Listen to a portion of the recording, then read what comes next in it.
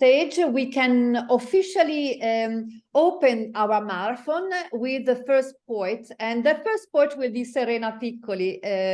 So I will briefly introduce her, and then we'll straight away go into the poetry, and she will provide her own interpretation of the home poem.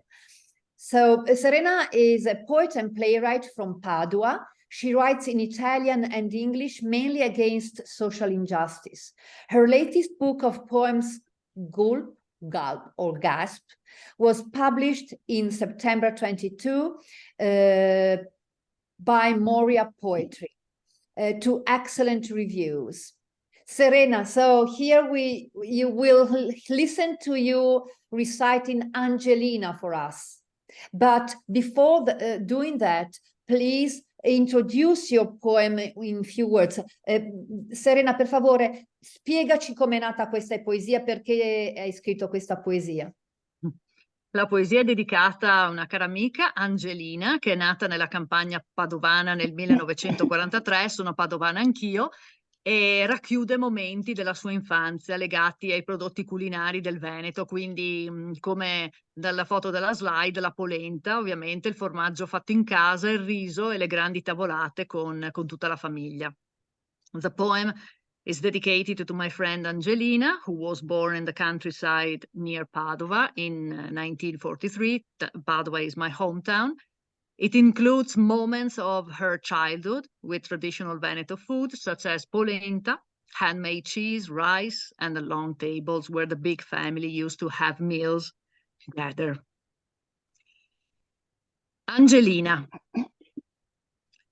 6 vacche coi vitelli, 5 maiali e tanti campi e sta bimbetta sulle rovine.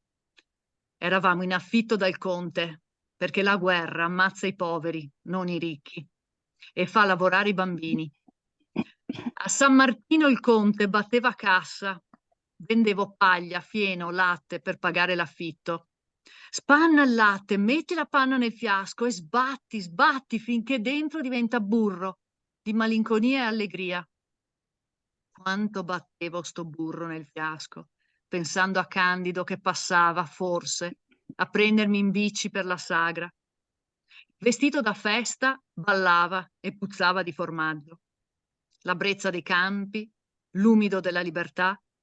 Il mattino dopo via in cucina a fare il cibo giorno per giorno. Pane, burro, zucchero, latte, colazione e a cena. Non c'era altro. Angelina, metti il burro e il brodo con l'esso nella scatola di legno. Le campane scandivano il sole e io ponevo la scatola di legno sotto la pompa dell'acqua gelida. Per ricompensa la mamma mi faceva i taglioi fino alla morte. Sta crema con zucchero sopra che era il paradiso. Mentre mescolava, ricordava le nozze nel 42, in carrozza alla Basilica del Santo. Il venerdì vendevo 10 uova per 2 etti di sgombro sott'olio. La tavolata grande come la nebbia, la polenta sul panaro, tagliavi col filo e lo sguardo. Polenta e sgombro, tutti assieme. Toccia a polenta, mangia un tocco di sgombro. Tranne la mamma, che mangiava solo polenta. La domenica finalmente uscivo con Candido, a pranzo, polenta e tocio, puntuale come la fame. Parcheggiava la bici nel momento in cui mangiavamo i bucciolà. Quella bimba mingarlina tra compiti e formaggio da vendere e da tenere per l'inverno, mentre il papà andava in bici in Lombardia e Piemonte, alle risaie, per 2 mesi, per tornare con un sacco di riso e fame.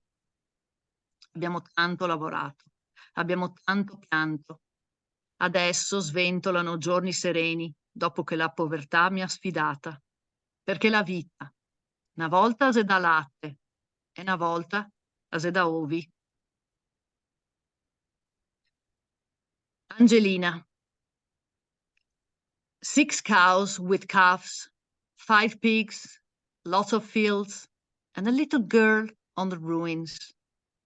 We were the count's tenants, because war kills the poor, not the rich. and makes the children work. On San Martino, the count was beating for the cash. I sold straw, hay, milk, to pay the rent. Skim the milk, cream in the flask, beat it until butter of melancholy and joy. How hard I beat the butter in the flask, thinking of Candido passing by, perhaps, take me on his bike to the town festival. The party dress danced and smelled of cheese, the breeze of the fields, the humidity of freedom.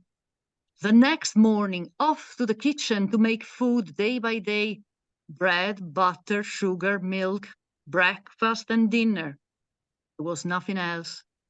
Angelina, put the butter and the boiled broth in the wooden box. Church bells marked the sun, and I placed the wooden box under the freezing water pump. As a reward, my mother made taglioi for me till death.